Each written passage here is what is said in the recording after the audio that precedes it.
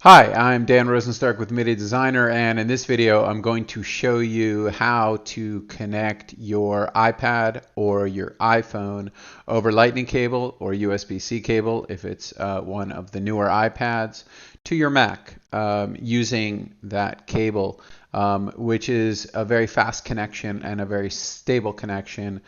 And how to set it up is a little confusing, but it's great, and it's also what I use in my personal rig.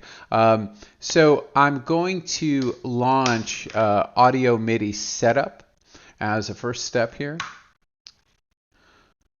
And sometimes you'll get nothing. Sometimes you'll get one screen or another screen. So this is the audio devices screen. So this is Command 1, brings up audio devices. So window, hide audio devices, window, show audio devices. Now, surprisingly, we don't use MIDI devices when we set up for MIDI. We use the audio devices. So here you can see on my iPhone I've got no connections, and you can see on here I don't have it connected. And this is the iPhone, this Superphone 13 Purse.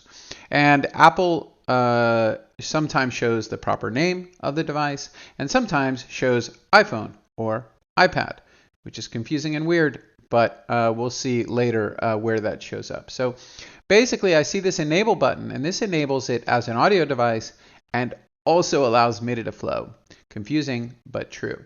So if I click enable there, now on the iPhone it says connections changed, added 1.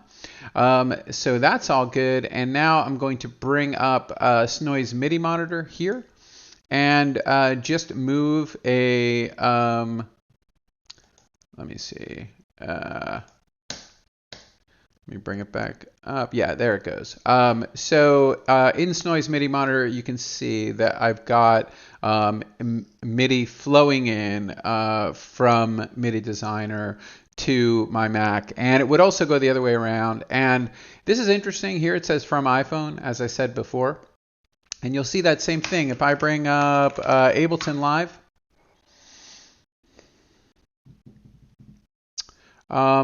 we're going to see this same thing. If I go into MIDI here, we see that it's called iPhone and iPhone. So it does not have its proper name there. In other places, it does have its proper name. So that's something confusing on macOS. Now, one other thing that I wanted to bring up while we're here talking about connectivity is an interesting note about Ableton Link.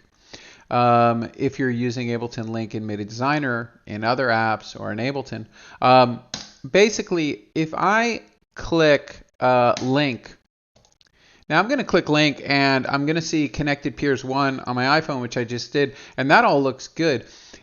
If that is not happening, it may be your network. There are some networks that won't pass UDP.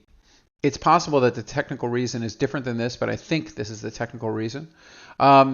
And so I actually have a separate Nighthawk router set up just for music stuff, and that helps me get linked every time.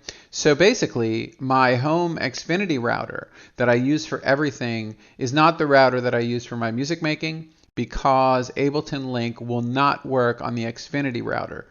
Sometimes it's enough for one of the devices to be on the other router. Sometimes I need to get all the devices on the other router. But the safest thing to do is to have a separate router just for your music. That router can be connected via uplink to the internet, so it's the same thing for you. That's everything I wanted to talk about today. Thanks for watching. Thanks for tuning in. Thanks for checking out MIDI Designer Pro 2. We're going to have a lot of updates in the next few months coming out, and excited to move forward with you. Thank you so much for watching. See you in the next video. Thanks.